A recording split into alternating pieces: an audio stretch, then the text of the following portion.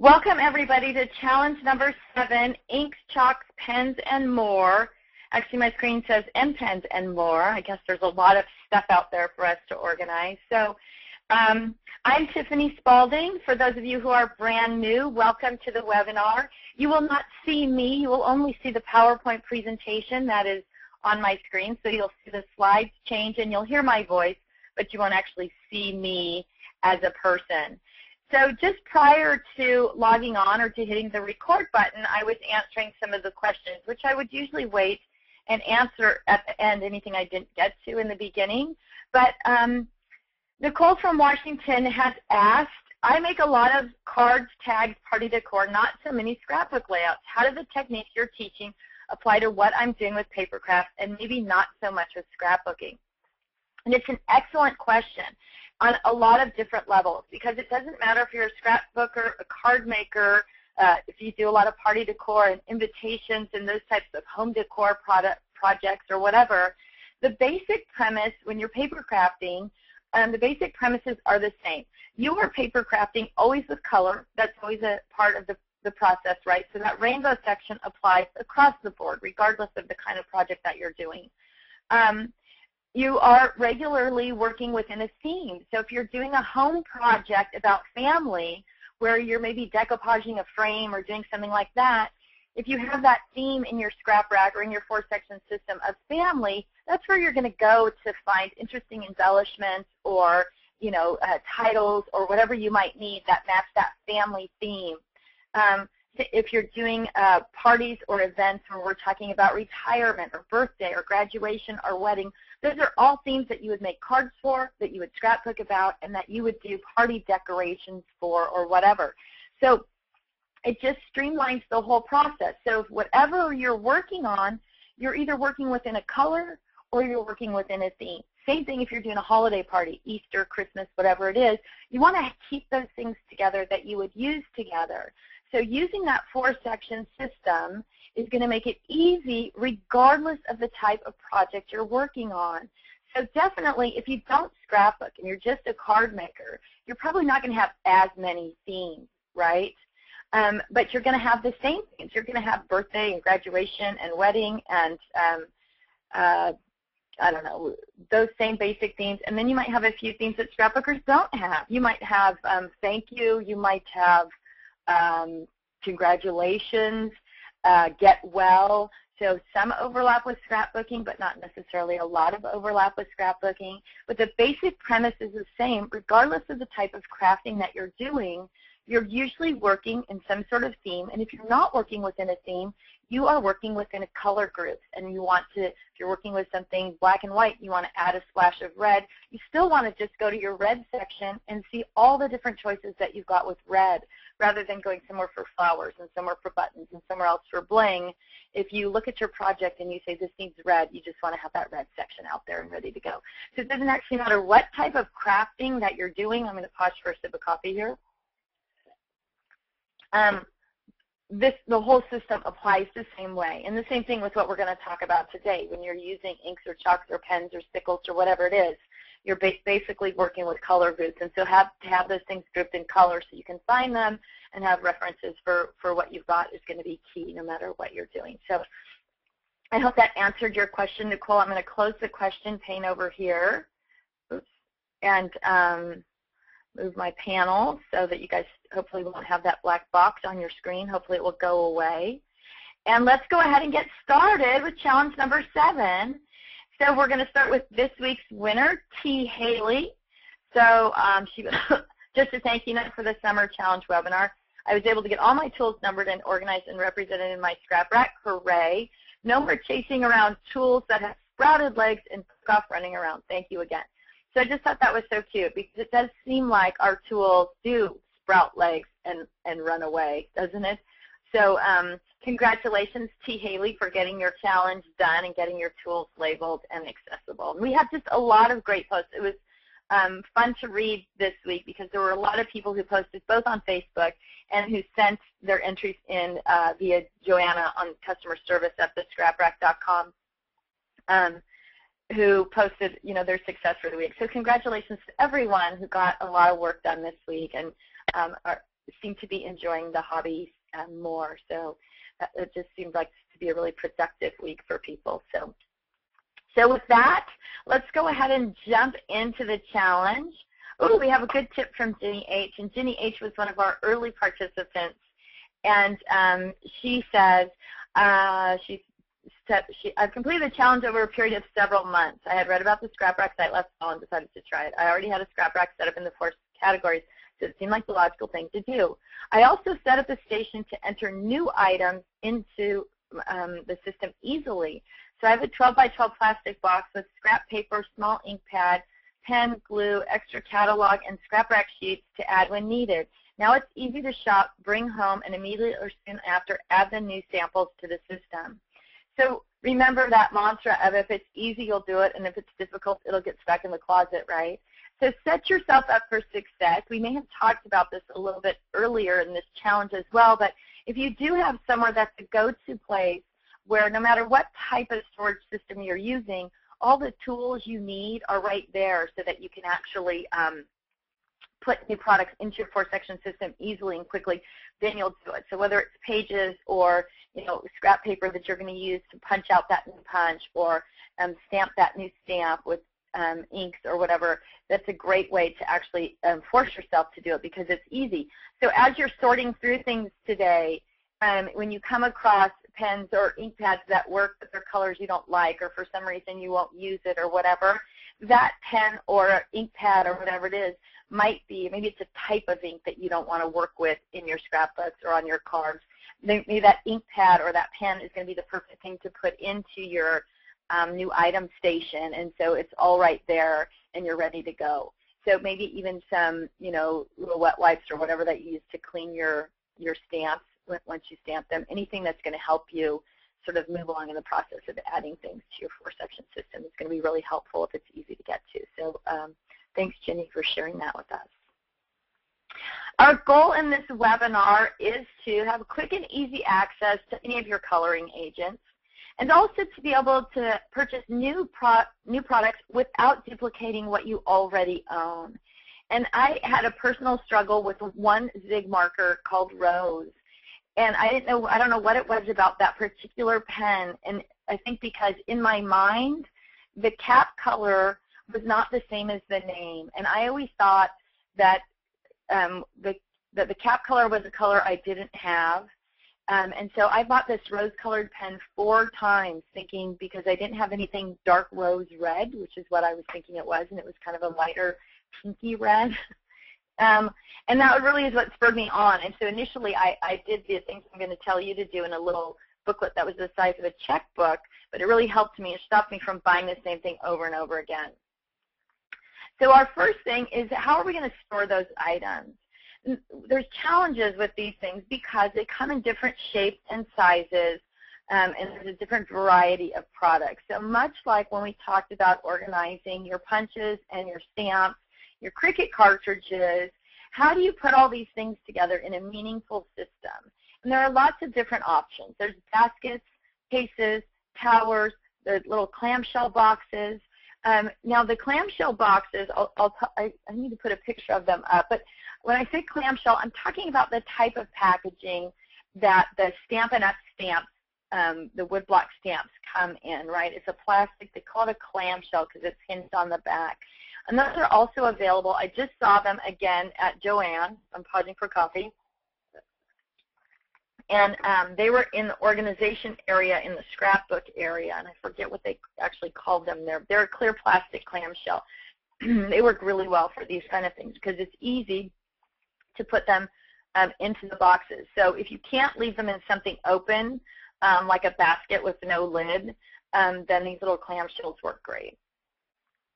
So our second step is to gather all those products together, sort them by brand and product type, and give each of them a number.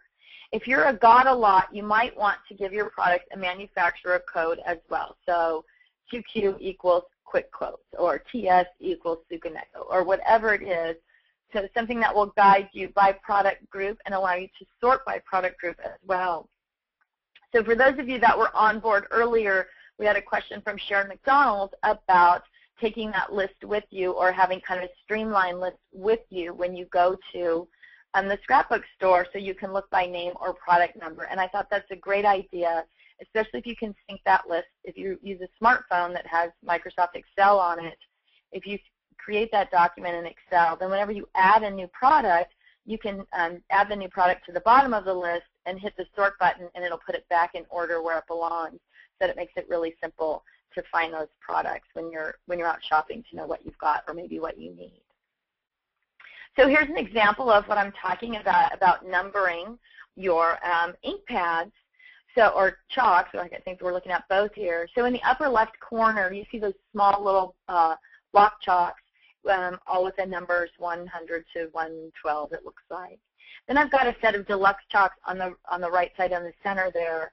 And obviously, you can't write on the chalk face itself, but I just wrote on the lid of the chalk box so I knew what color that was underneath that number 2021, whatever it is. And then I've got a series of inks also. And the inks I'm going to give by number by product type also. And then I'm going to create a color catalog. So group the products by type, record the number and the manufacturer name, chalks, pens, inks, and even colored pencils. You may want to create 2 of each of these catalog sheets, one for your rainbow section and one for your shopping adventures, along with, as we just mentioned, doing that Excel spreadsheet. So when you look at the colors that are on this page right here, you see the different chalks, markers, ink pen. I even spilled some Adirondack ink on there. And they're just labeled with the brand name and the color of what it is. And then I can take this sheet and I can put one of them into my catalog. That's just a standalone catalog. And I can put one of them right into the color section in my scrap rack. So when I'm looking and I need a chalk that's red versus a chalk that's purpley red, I can look at this cheat sheet and know that, hey, the color I need is neutral 12 versus the color being B8, which is bright 8. So it really makes it a lot easier to know what those colors are and not have to test them all out. So you can see here's kind of some close-ups of them. So you can see I've got my quick quotes inks there, QQ 101, 102, and then the CS inks 102 and the name of it there. But because it's on the white paper, I have a really clear idea of what that is. Now you can do this, as I've done, really simply by just stamping the ink pad down. You could actually use more of a small like dauber stamp if you want to do that as well. Just kind of depends on whether or not you want to clean your stamps or whatever, or you just want to use the inks directly on the paper. If you're about a lot, creating a manufacturer sheet is going to be really beneficial to you. So before you even start working on this project, you need to sort of define what your needs are and what you'll actually use. What I don't want you to do is create all of these levels of organization if you're not going to use them. And so we all know ourselves. I think as we've been talking through this series about spending some time questioning yourself, what will I use? What kind of person am I? Am I going to carry a catalog around with me? Am I going to refer back to a catalog? Should I only have the Excel spreadsheet on my phone or print it out that I can take with me when I go somewhere?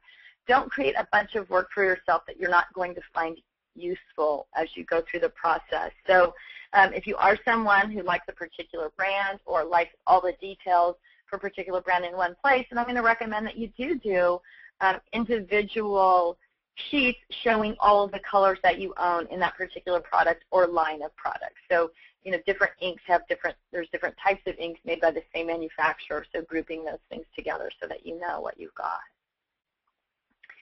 And then we're going to store those products together by type, right? So here's how I keep my chalks. They're in an open basket. It's really easy for me to get to, which is, part of the key of actually using things. So I can grab this basket off my shelf and bring it to my table while I'm working, and then I can put the basket right back on the shelf. I don't have stuff floating all around my table or little containers everywhere that I'm burying under paper or whatever. So if you can do something sort of in an open container like this that doesn't take up a lot of space on your table, when you use that chalk, when you're done with it, you can put it right back in the basket. When you finish your project, then you can put the whole basket away, but you don't lose that chalk number 102 buried underneath your project or underneath your scraps of paper while you're working, if you can put something small on your desktop. So for those of you who are new, one of my philosophies about scrapbooking, or one of the things that that helps me when I scrapbook, is that I start with a totally clean desktop. I don't keep any tools or supplies on my work table at all, but all of my supplies are in some type of container that I can actually just pick up and bring to the table. So my table's not covered with stuff I'm not using at the time, and whenever I'm ready to start scrapbooking, I start with a sort of a clear palette in front of me, and I can bring together the things that I need. And this is beneficial on a number of levels. First of all, I'm a little bit OCD, so I can't work in a mess. I can make a mess while I'm working, but I can't start in a mess. The other thing is your brain has a tendency to wander around and get distracted by the things in front of your eyes. And so if you have lots of different things going on around you that are going to distract you from the task at hand, if you can sort of clear that space and make sure things are as empty as possible, then you don't get as distracted while you're working. So if there's a big box of pictures on your desk, and as your eyes wander by that box of pictures, you notice those pictures of your 3-year-old at the beach, and wasn't he cute, and the next thing you know, you're digging through that box of pictures, and it's enjoyable, but you're not getting anything done in terms of the craft that you had sat down to do.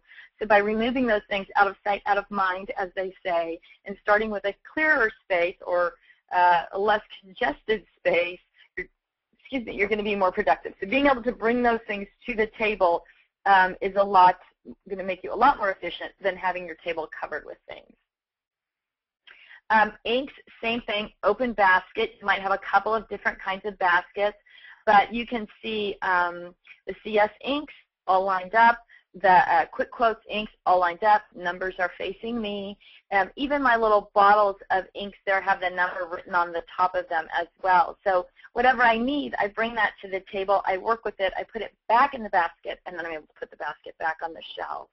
So the easier you can bring it to you and put it away, the more likely you are going to be to use it, and the more likely you're going to be to put it away when you're done with it, rather than just let it stack up at the end of your table in that big pile that we hope our fairy godmothers will come and put away for us at some point. If you're a little, you may want to sort your products by color. Excuse me. So if you don't have a lot of stuff, then you can use these small basket concept, or again, the clamshells if you have to put things away where they need to be closed up to pull them in and out. And one of the nice things about the clamshells is that you can stand them up rather than, so whereas this basket, if I had it in a clamshell, I could close up the clamshell, label it pinks and reds, and stand it up on a shelf like a book, and then I could get my entire rainbow of clamshell supplies together right there and be able to pull them on and off the shelf really easily. So it kind of depends on what kind of shelf space you have, what kind of storage space you have, or if you have, like I used here, really narrow shelves that are very close together, so each of my baskets is labeled and I can pull it right off the shelf and put it back. So depending on the kind of space you have for storage, if you think about how can I condense the most stuff down, is it going to be using an open basket like this, or is it going to be using a clamshell type container? How can I best use the space? So if you have shelves that you can move up and down, the open basket might work best for you, or if you have a set dimension in that bookshelf, the clamshell item might work best for you. So before you even start, you want to spend some time thinking about what kind of storage tools am I going to use? How am I going to put my things together? Now, one of the nice things about putting all of the colored things together in one basket is that you can really see all of those things, and you don't have to go to your pen drawer or your pencil container or your liquid inks and your chalks all separately. So it's nice that they're all there. And then again, if you're using the reds, when you bring them to the table, all of your red options are there. You don't have to go to several different places. If you are a got-a-lot, this is probably not really the best option for you, but definitely for got-a-littles, it's a great way to go and have everything together. And then you just put your cheat sheet right there with the basket. Now, this is my cheat sheet for the one that you're looking at on the right side for organizing by type of product, but the numbers are the same on the things, so it's easy to switch back and forth. If that makes sense. I mean, it's convoluted that a little bit. So this is, for those of you who are Stickles addicts, and I know there's many of you out there, I'm going to take a zip of copy. This is was submitted by Lil Dexter in a previous webinar challenge, and what she's done is made a list of all of her Stickles containers, and she did a black column and a white column because we know that when we use Stickles, the color is very different on dark paper versus light paper, or dark products versus light products. So this was her method for putting all those Stickles together and being able to see them. So really a great way to see both light and dark in the Stickles. Now the only difference that I would do here is that I would add a number column to her chart and give each of those a number. And then as I bought new Stickles, you can't actually rerun it because you'd have to color every line.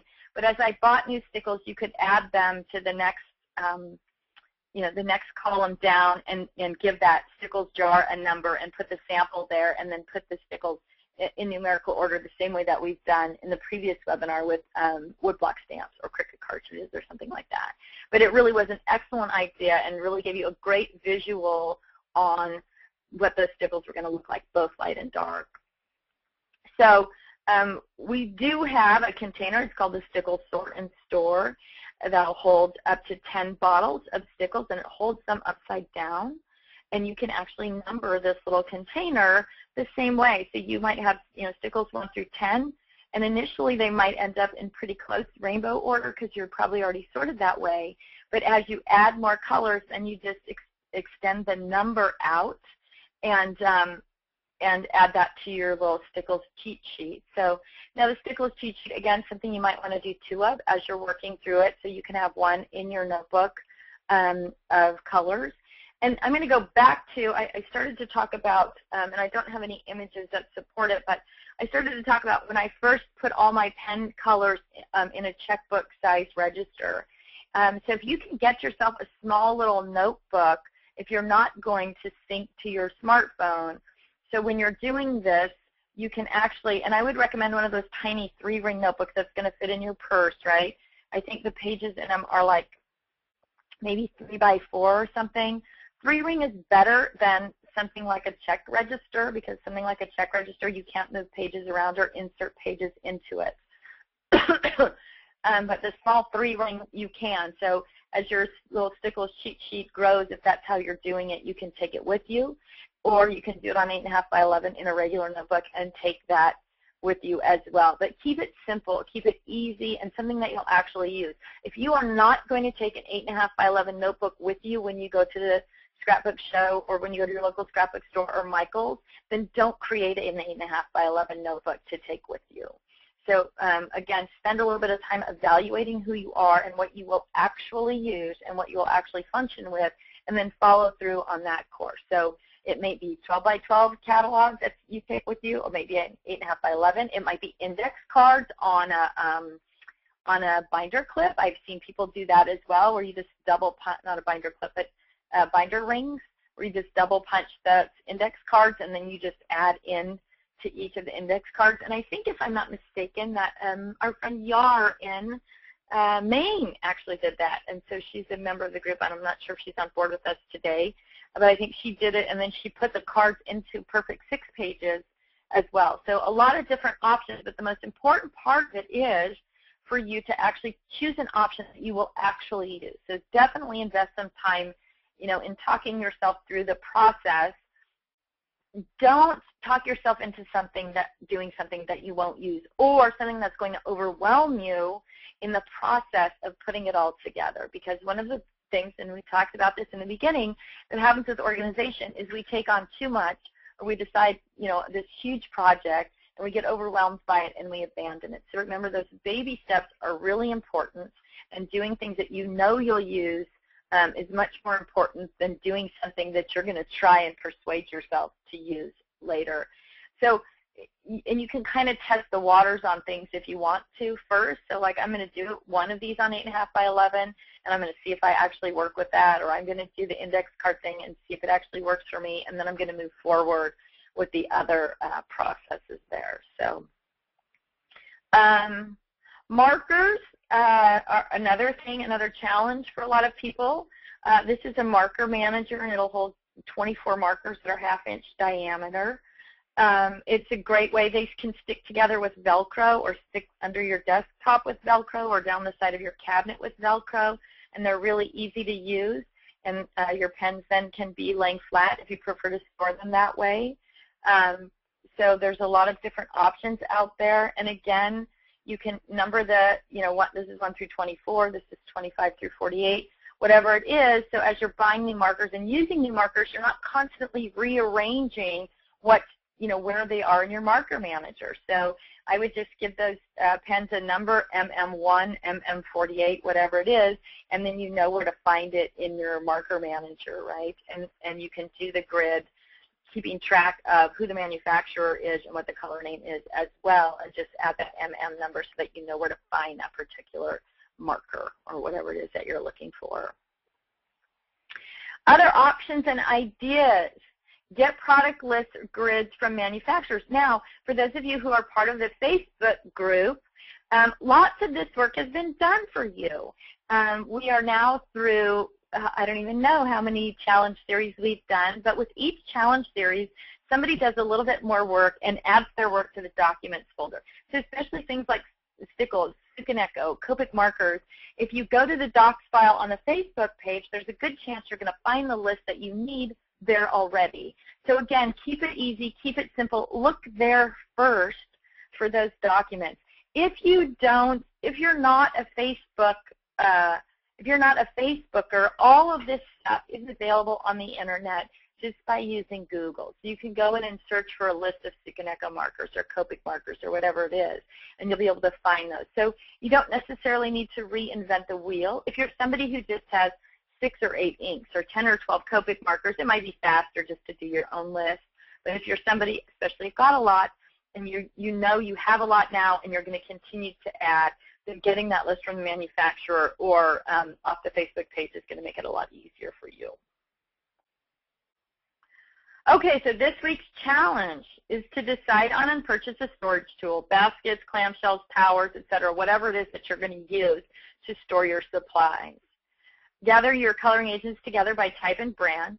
Create catalog sheets by color, and create catalog sheets by manufacturers if you're got a lot. So that's an important part to distinguish yourself. The first thing that should be on this list actually is who am I as a crafter and what will I actually use? What are my needs? So you can evaluate those things before you invest a lot of time in deciding the storage tools and what type of cataloging system you need to use. Does it just need to be a 12 by 12 piece of paper in your scrap rack with everything listed on it? So when you're looking for a red marker, the very first page of your red section is that grid of all your red things, and you can go there, say I need this rose-colored SIG marker, which is in slot number 37 of my marker manager, and you can go there and grab exactly what you need. So hopefully all of these tips are going to help guide you through the process. I'm going to go ahead and open up the question panel again here, and we'll continue on with the questions that we've got. So if you have questions and you haven't typed them in, you can go ahead and do that now. Kathy asks, how do we balance a large, easy-to-read catalog of pens, inks, chalks, etc., with the need to take it with you shopping so we don't buy duplicates? I love the full page, easy-to-read models ladies have posted on Facebook, but that bulk is hard to take with you. Thank you, Kathy Beard. So that's where we're doing things. I should post an Excel spreadsheet. I'll write myself a note, and right here, hang on a second.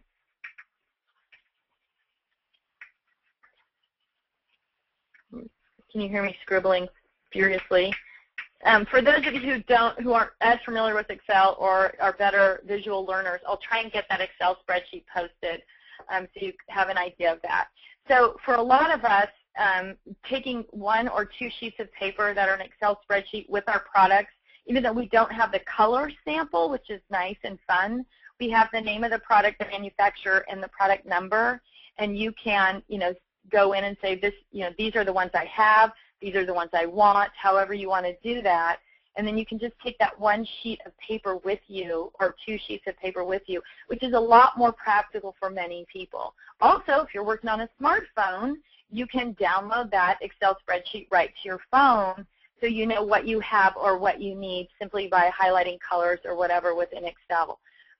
So that's a great option for someone who's not. And Kathy brings up a really great point, which is know yourself, know what you're really going to do. If you're not going to carry an 8.5 by 11 notebook, don't spend your time creating a secondary catalog to carry around with you. Some people are excellent at carrying those catalogs. I see them all the time when we're at scrapbook shows. People will come to me and show me the beautiful catalogs they've created and talk about the benefits of having those things. One of the benefits of having your color catalog with you is when you're buying something, paper for doing Valentine's projects, if you have the actual color catalog with you, then you know you have a coordinating Copic marker, or you know you have a coordinating ink or chalk or whatever you need already, and you don't need to buy that. So with that said, though, if you're not somebody who's going to use that big catalog or carry that big catalog with you, then it's not worth the investment in your time. Create a simple Excel spreadsheet and carry that with you, whether it's physical or in your phone. So thank you for asking that, Kathy. Krista says, if I organize my inks in a tower and just number them as I buy them, is it more of a stumbling block when I just want pumpkin orange, for example, to find it in a non-rainbow organized tower? Do I just plan on going to my catalog all the time? I would plan on going to your catalog all the time, because if you group your inks by color in your tower, that works great the first time around. But the minute you buy a new orange ink, now you have to rearrange everything in your tower to work that new orange ink in, instead of just making a commitment saying, I'm just going to, the minute you buy that orange ink, you put an example of it on your orange page, you give it a number, you put it on the next slot in the tower, and then when you need pumpkin orange, you look at your orange catalog, that's the color I need, it's number 104, and you go and grab it and put it back. So it's really, that's a great question too, Krista, because that's something that people don't think about, that, well, they might fit everything into their tower right now, and it's all organized by rainbow, and that's how most of them start out, because that's kind of how we have our products grouped now. So where the problem really comes in is when you have that next ink color, and now you have to rearrange everything in your tower to put it in instead of putting it in the last thing. The other thing is, what if you run out of space in your tower altogether? Then you've got to come up with some other way to store those products. So what's going to be the next move, a basket or a clamshell or whatever, and how are you going to label that? So, or are you going to buy another tower? But I would really recommend that you actually do that process of numbering things, and they'll be rainbow at first, but you don't want to spend all that time rearranging. So Joanna's online from Texas. Good morning, Joanna. Joanna, for those of you who are new, is our customer service rep, and she works remotely out of Texas. So if you have questions or need help, she is customer service at thescraprack.com. She'll do a great job helping you with whatever she possibly can. Let's see. Dun, dun, dun. We have some sound. Okay. Beverly says, do you have suggestions for how to label items for your catalog that are on display? For example, wood-mounted stamps that are hanging on a wall in a printer's ink tray shadow box thing, or a bookshelf as part of a display. Thanks. Absolutely, Beverly. So you just have to kind of think of things as all the same things, even though they're different. I know that sounds kind of crazy, right? So if you have that shadow box that you're using to display your ink, your woodblock stamps, give that shadow box some kind of code. So maybe it's going to be SB, maybe you have 4 of them, right, along the walls of your room. So be shadow box 1, shadow box 2, shadow box 3, and then you know where to go to look for that particular woodblock stamp or whatever. So it's just the same as saying it's in a drawer, or it's, shelf number 1 or basket number 12, whatever it is. Just because it's something decorative, you can still give it a designated place as a code for it. Sandra says, do you recommend we store our ink refill bottles in the same place as the ink pads. I was thinking it's better to put them in a storage area because the only time I need them are when I need to re-ink the pad.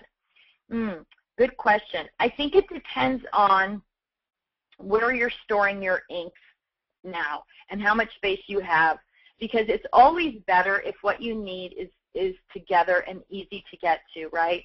So when you pull out that red ink pad, if it's dried up and you have the refill ink right there, then you can take care of it right there in that same moment. You don't have to wait or get up and look for something else. So if you can keep them together, if your space allows you to keep them together, then I would recommend it.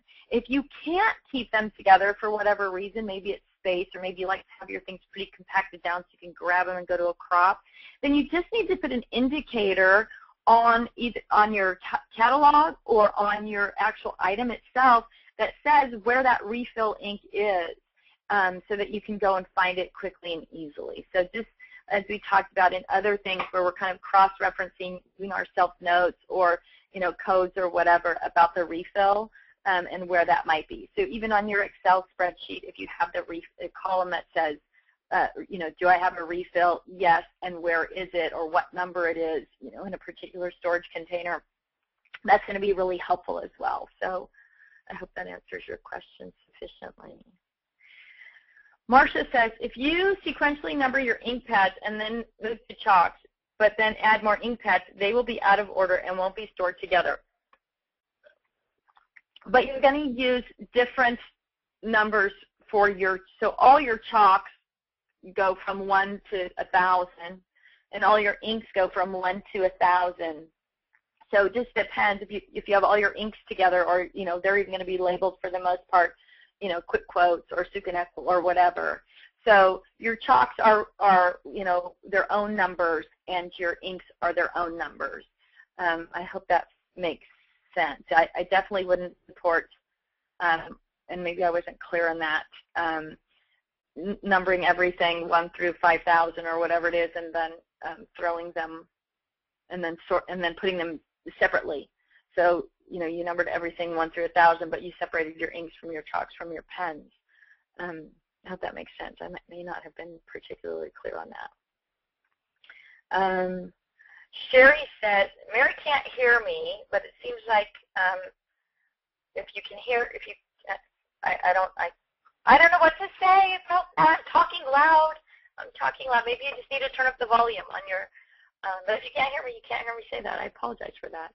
So Sherry said, do you have opinion about which types of markers should be stored vertically or horizontally? I think it depends on the manufacturer, actually, and that's really the best place to go for that advice, is to go to the manufacturer's website. Different manufacturers recommend different storage, whether they should be face down, flat, vertical. They all have different recommendations. I will say that in the past 10 years, things like markers the technology of markers has greatly improved. So the way that they're designed and the way ink flows through them is wholly different than it was 10 or 15 years ago. So it's not as important as it used to be. But if you go to the manufacturer's website, they will tell you their recommendations for storage. And it may even be in the docs page. This is something that we've talked about before. If you do some research and find out what manufacturers recommend for different types of inks or pens, please feel free to post that on Facebook, either as just a post or put a document together and post it to the Facebook docs page for other people to reference. Anne says, hi, Tiffany. It was great to meet you last week. Thanks again for doing these webinars. They really help. I was able to pack everything that I needed for my Utah crop into my travel pack, except the few tools that I shipped ahead since scissors are a problem on the plane. I'm so glad to hear that, Anne, and it was wonderful. Anne came and helped us in the booth at the Chantilly show last week, and it was great to meet you too, Anne. You just did an outstanding job. We were so delighted to have you. Karen says, do you have a picture of the clamshell that you've been talking about? Not sure what this is. I don't, but I will post a picture of a clamshell on the Facebook page. I'm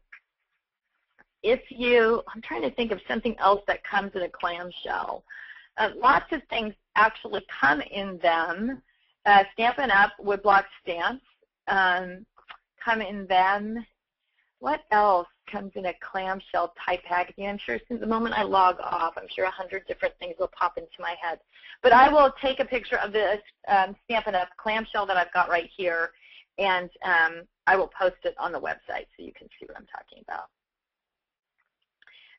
Nedra says that she uses an Excel spreadsheet that lists item, color, manufacturer, brand, SKU, price, date, purchase, and quantity.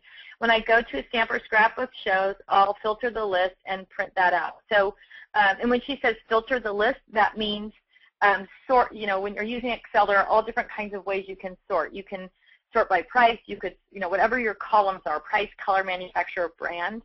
So you can sort that way, and so that's a great option, that Nedra. And that Excel spreadsheet really is the easiest way. You don't have the color examples that way, but you have the brand and the product numbers. You can compare those things when you're shopping.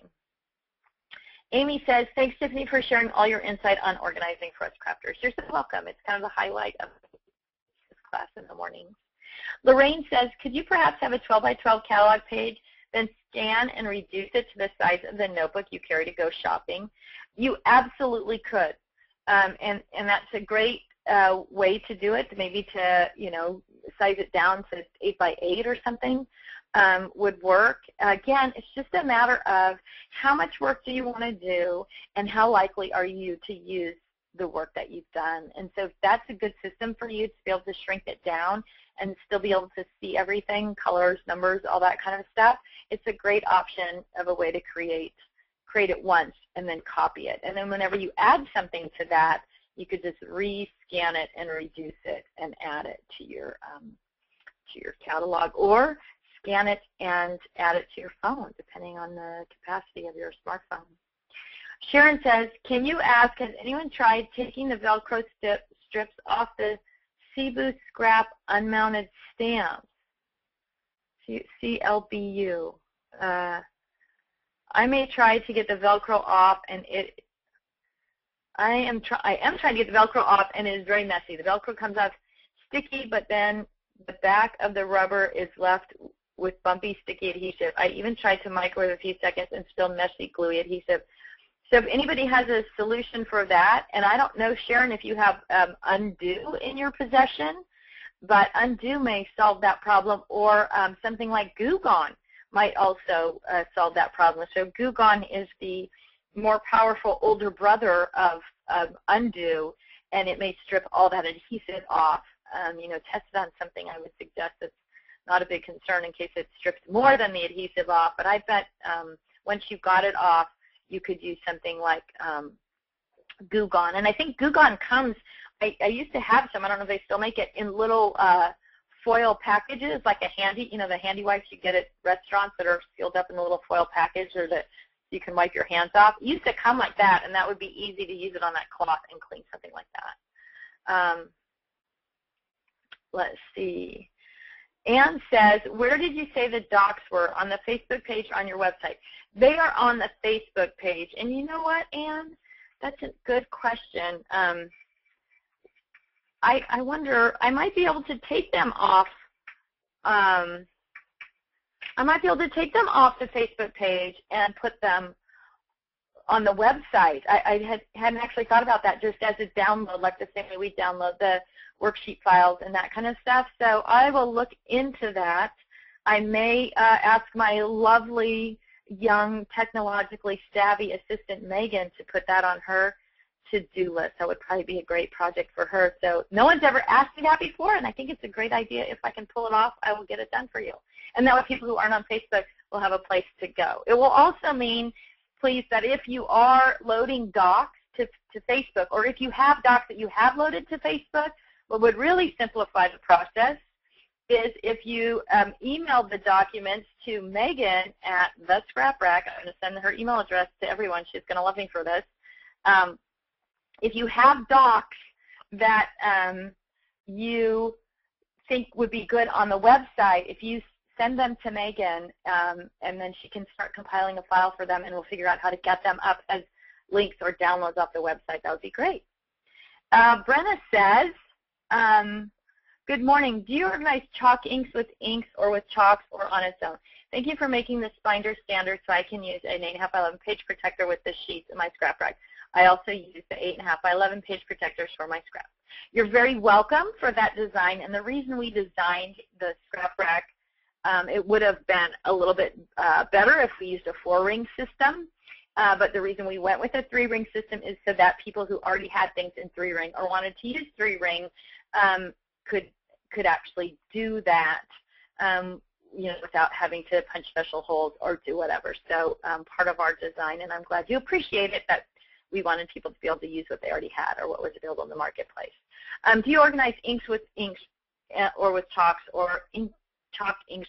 I tend to organize, mine are organized by brand. So my chalk inks are together by that brand, and then inks are together by inks. So brand is the nice thing about doing things by brand, depending again how many you have.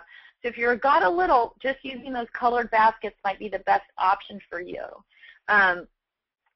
If you've got a lot, though, grouping them by brand makes them easy to stack together and consolidate into a smaller space because they're all the same size.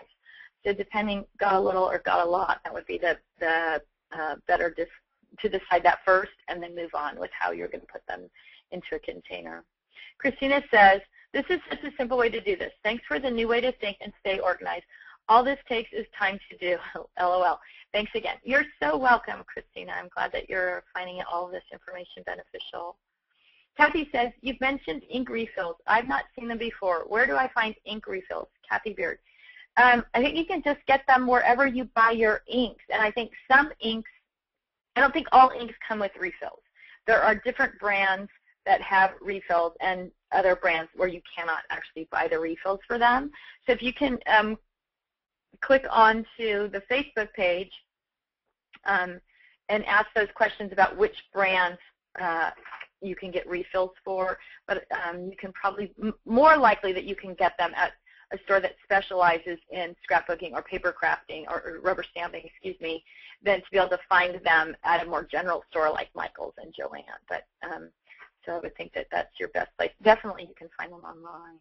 Kathy also says blueberries come in a clamshell. So that's a good example of what a clamshell looks like. So fruit like blueberries and strawberries come in a plastic clamshell. Now those are usually a deep container and not as durable.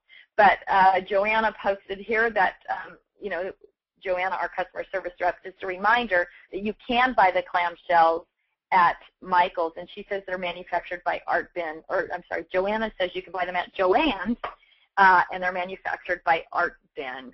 I'm going to buy one the next time I'm in there because whenever I talk about them, they're a little bit bigger than the ones that are used by Stampin' Up. But yeah, fruit comes in them at the grocery store, blueberries, raspberries, those kind of things. They're not as durable as the ones you're going to buy at Michael's, but it's the exact same design. Kay says, answer, I just Googled scrapbook clamshell while you were teaching. I immediately realized what it was. So there we go. Google scrapbook clamshell, and it'll pop up for you. Thank you, Kay, for that. Oh, here she says, hard plastic case cover that can electronics movies can come in. They are the ones that, they're the ones with the punched out hole in the top so they can be hung. So now that she's saying that, yeah, a video cassette box, that's like the top quality, most durable clamshell, right? So I don't even know if you can still buy video cassette boxes, but that is, like I'm saying, perfect if you have to store them standing up on a shelf like books. If you just label one pink, green, blue, whatever, then you stand them up on that shelf and then you just pull it off and open it up and it has everything you need inside it. I know some hair salons keep them with client names on them with your files and your little toe separators and whatever on a shelf as well. So the video box is the perfect, probably top quality clamshell that you're going to find. I don't know if they're still available, but that is exactly what we're talking about with that lid that's attached and closes down. So good job, Kay. Thank you for the clarification. Lori Ann says, I had trouble joining today. I was late. You may have already answered this. Any hints on pulling out organized inks, chalks for crops? Yes. if you're going to a crop, and hopefully you're using our ideas about working on specific projects, so that if you're going to go, you're going to work on Christmas, which means you're not going to haul your baseball supplies with you. This is where the clamshell system works really good if you're not a got-a-lot, because you can grab those clamshells that if you're working on Christmas, you want to bring red and green and black or whatever, you have the papers that you're going to work with for Christmas, so you know what the color groups are. So it makes it easy to bring those. With that said, if you don't need to take all of your stamps and inks with you when you go to a crop if you have your catalog, because you can actually use the example that you made of that stamp as the piece in your layout while you're working.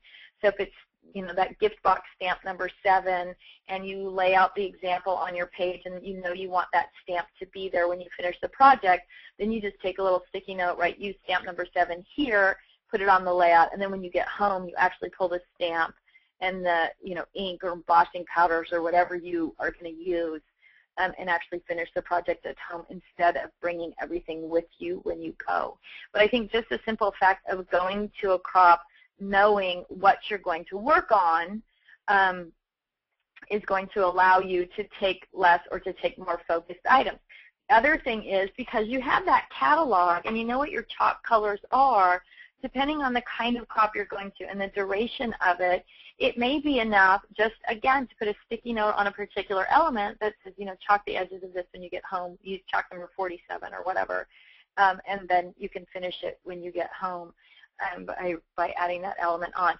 So, and one of the things that I've done is just take the tiny sticky notes, and then I can actually stick that element to the page with the sticky notes, so I can really see what that page is going to look like and the elements in place, and it's held there, just with the sticky note. And then when I get home, I can chalk the edges or ink or whatever I'm going to do, something I didn't have with me, and then finish it off. But I can put the page almost all the way together without actually it being stuck together, if that makes sense. Paula says, thanks so much. I saw you schedule the online organizing, including OneNote in July. Looking forward to that webinar too. Yes, so that will follow. I think that follows next week's webinar. I'm going to do the OneNote presentation about digital idea organization. So if you're looking for a way to organize your digital ideas, hopefully you'll have time to be able to join us for that presentation. If you're not available to stick around for a whole nother hour or whatever after, actually I think I gave myself an hour break in between the two, then we'll record it and post it as well. Kay says, from Got a Little K in Stone Mountain, I only have 16 markers, Tim Holtz ink, no chalks, no inks, by the way, no stamps, and about 16 punches. But I have made over 20 scrapbooks. Good job, Kay. Sometimes it's easier, sometimes less is more. It's easier to make decisions. It's easier to use what you do have because you're not overwhelmed by making the choices from so many different things. So, and she says, most are 12 by 12 albums also. Marion says, clamshell, what about Cricut boxes after you refile the cartridge and booklet? Oh, so yeah, you could. A Cricut box would work the same way. So if you wanted to, if you're going to store your Cricut overlays and cartridges in another type of container, the Cricut storage box, or in the new Cricut storage pages that we've got coming, then you've got that empty box, and you could just relabel it as a color and put those products inside that box. So good suggestion. And then Christina posted 3658. I don't know what that means, Christina. So, but that was our last posting. MN. I don't know what that means. So I'm out of the loop on that. Maybe it's some text code. Oh, mistakes. She says those were mistakes. Those posts. She must have said something on top of her keyboard and it typed in a question or something. So that's funny. So that concludes this week. Yeah, that's what she says. Yep. So that concludes this week's webinar.